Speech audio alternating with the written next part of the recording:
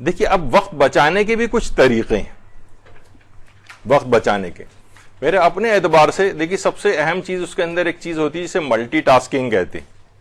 ہم خود بھی جا کر آپ کسی بینک میں جائیں آپ دیکھیں گے وہاں پر بعض افراد ایسے ہوتے ہیں ایک فون ایک جگہ سے کان میں لگا ہوتا ہے، کہیں جو ہے وہ یعنی ایک وقت میں انسان بہت سارے کام کر رہا ہوتا ہے، لوگ سامنے کلائنٹس بھی بیٹھے ہوتے ہیں ان سے بھی کوئی چیز لے رہا ہوتا ہے، بیچ میں فون آ جاتا ہے، ادھر کوئی باس بلانے آ جاتا ہے، کوئی تیسرا کام ان کے پاس آ جاتا ہے، تو کوئی کہے کہ نہیں جناب میں ابھی جو یہ والا کام کر رہا ہوں نا بس میں صرف یہ کام کروں گا. تو اتنے سارا کام میں آدمی میں پروردگار نے یہ والی صلاحیت رکھی کہ بہت ساری چیزیں ایک ساتھ کر سکتا ہے.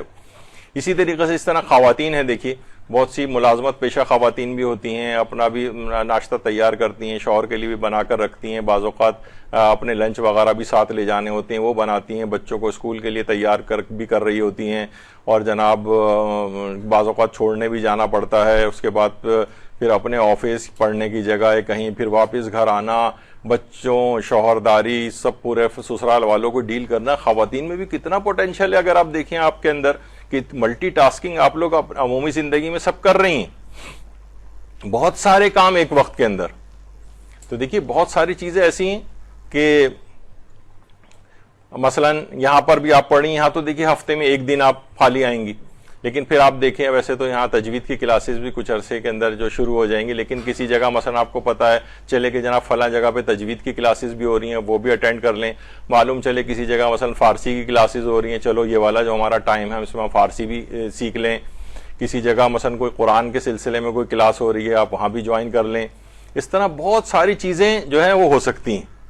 اس کو ملٹی ٹاسکنگ کہتے ہیں. یقین کیجئے اس میں آپ سوچتے ہیں کہ ہم اتنے ساری چیزیں ایک ساتھ کیسے کریں گے، وہ ساری چیزیں ہو جائیں گی، وہ ساری چیزیں ہو جائیں گی. جب بھی کہا جاتا ہے کہ عام طور پر لوگ سوچتے ہیں کہ جو چھٹیوں کا جو زمانہ آتا ہے نا تو آپ یقین جانیے اس کے اندر جتنا عام دنوں میں آپ کے لیے پروڈکٹیو ڈیز ہوتے تھے اس سے کہیں کم چھٹیوں والے دنوں میں ہوتا ہے. لوگ سوچتے ہیں چھٹیاں آئیں گی تو ہم فلاں کام کر لیں گے.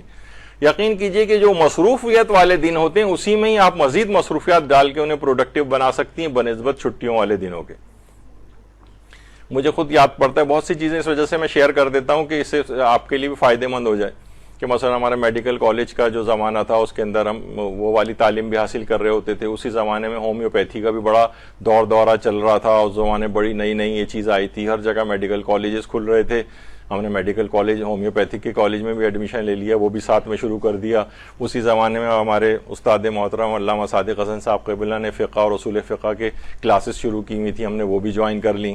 اسی زمانے میں مثلا بہت سی طلبہ دینی تنظیم جو ہے اس کے اندر جو سوشل ورک وغیرہ ہوتے ہیں اور تبلیغات والا ورک ہوتے ہیں ہم نے وہ بھی جوائن کر لیا، اس کے اندر بھی عہدے کو قبول کر لیا. وہاں سیکھنے جاتے تھے. پھر اسی زمانے میں درس و تدریس وغیرہ کا سیشن اپنے چیزیں وہ بھی سٹارٹ کر دیں، اور بی اے اور ایم اے اور فلاں یہ سب چیزیں جو ہیں اسلامیات اور اس کے اندر بھی ایڈمیشن لے لیا. اور وہ بھی تو کیا ہوا ایک ساتھ بہت ساری چیزیں گھسا دیں اس کے اندر اسی ٹائم کے اندر، تو وہ ساری کی ساری ہو گئیں. یعنی جب ہم نے ایم بی بی ایس کیا ان 5 سالوں کے اندر بہت ساری چیزیں اس طرح سے کر کے ڈال دیں. تو یہ اب مجھے احساس ہوتا ہے کہ ایک یعنی اندازہ ہوا کہ ہم اپنے آپ کو انڈر ایسٹیمیٹ کر رہے ہوتے نہیں، ہم اتنی ساری چیزیں کیسے کر سکتے ہیں.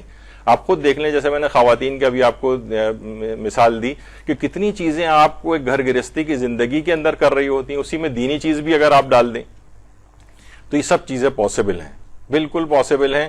آپ اس کو کر کے دیکھیں، بجائے اس کے کہ بس آپ نے کہا ایک ہفتے میں ایک دن کلاس میں جا تو رہی ہوں، باقی 6 دن آپ کے پاس ایسے ہی پڑے ہوئے ہیں. اب تو مدرسہ وغیرہ سارا آپ کے ہاتھ میں آ گیا ہے، اس کے اوپر پورا آپ کے پاس سارے دنیا کا کون سا درس ہے جو آپ کے ہاتھ میں موبائل فون کے اوپر موجود نہیں ہے. اب تو کوئی عذر بھی نہیں ہے. میں جس زمانے کی باتیں بتا رہا ہوں اس میں ہمیں گھنٹوں میں بسوں میں بیٹھ کے ادھر سے ادھر جانا پڑتا تھا ان کاموں کے لیے. آج تو یہ سب چیزیں آپ کے پاس ہیں، آپ کے پاس تو کوئی عذر باقی ہی نہیں بچا ہے. یعنی ایک پچھلے زمانے کے لوگ تھے بہرحال جو اس دنیا سے چلے گئے، ان کے پاس پھر بھی عذر تھا، ان کے پاس پھر بھی ایک عذر تھا کہ ہمارے پاس تو جناب یہ وسائل ہی موجود نہیں، ہم کس طریقے سے جو ہے یہ کام کریں. لیکن اب دیکھیں کہ یہ اب آپ کے پاس نہیں ہے، آپ کے پاس تو ہاتھوں کے اوپر ہر چیز آ گئی ہے. حتیٰ کہ علماء اور مجتہدین کے آفیسز کے واٹس ایپ، ای میل اور کچھ موجود ہیں. بہت سے تو ایسے ہیں کہ ادھر جواب دیں، سوال کریں اور چند دن میں یا اسی دن بھی جواب آ جاتا ہے. بہت سے علماء کے آپ کے پاس، یعنی کوئی عذر باقی پروردگار نے نہیں چھوڑا ہے. اب قیامت کے دن ہمارے پاس کوئی عذر نہیں ہوگا کہ پروردگار فلاں چیز ہمیں پتہ نہیں تھی، ہمیں معلوم نہیں تھی، یہ نہیں تھا. تو یہ جو ملٹی ٹاسکنگ ہے نا، یہ والی چیز آپ اپنے وقت میں مزید برکت کو ڈالنے کے لیے یہ چیزیں ضرور ان سے استفادہ کریں. اور اس کے لیے ایک اور برکت کا باعث جو ایک چیز ہے نا، وہ اول وقت میں نماز کی ادائیگی شروع کر دیں. طالب علموں کو ہمیشہ سے یہ بات جو ہے کہتے آ رہے ہیں، 24-25 سال مدرسے کو ہو گئے ہیں، ہر دفعہ ایک پہلی کلاس جو ہے میں سمجھے 24-25 سالوں میں ہر دفعہ پہلی کلاس لینی پڑتی ہے. ہمارے ساتھ برادر وسیم امام ہوتے تھے، آج کل ان کی طبیعت خراب ہے، دعا کریں گے طبیعت ان کی بحال ہو جائے، وہ دوبارہ لینا شروع کریں کلاس. تو وہ اس میں ہر دفعہ یہ بات آتی ہے کہ ہم جب یہاں بچوں کی بھی کلاسز ہوتی ہیں، اس کے اندر بھی ان کو بعض دفعہ یہ بات بتائی ہے کہ پوچھا کہ بچوں سے کہ کون ہے جو کلاس ہر چیز میں اول آنا چاہتا ہے. ہر بچے نے ہاتھ کھڑا کر دیا. تو اس کا ایک نسخہ یہی بتایا گیا کہ اگر آپ ہر نماز کو اپنے اول اوقات میں ادا کریں گے تو آپ ان تمام چیزوں میں بھی اول آئیں گے.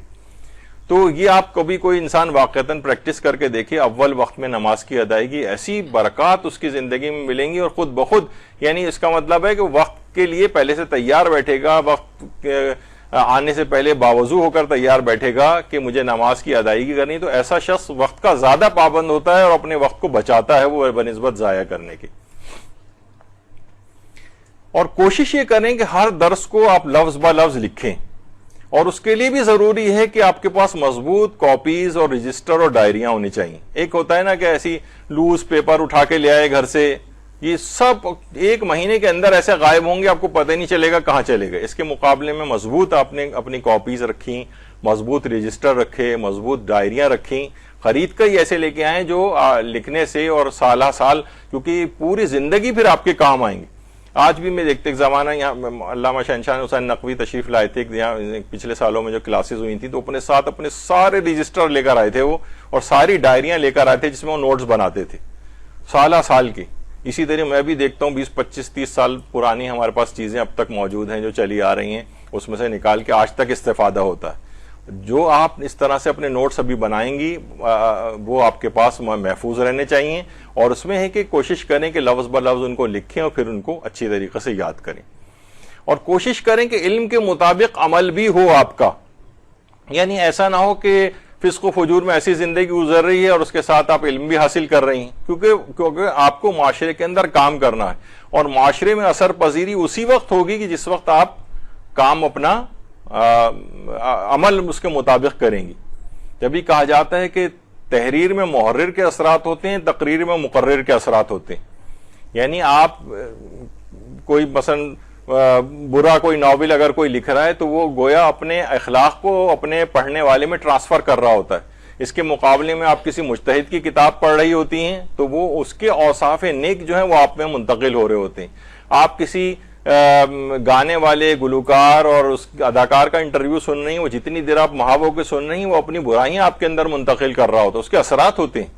اسی طریقے سے مثلا کسی عالم کا، کسی نورانی شخصیت کا کوئی بیان آپ سن رہی ہیں تو وہ اعلی اثرات آپ کے اندر منتقل ہو رہے ہوتے ہیں. تو علم کے مطابق عمل، جبھی حضرت امیر المومنین علی ابن ابی طالب علیہ الصلوۃ والسلام ارشاد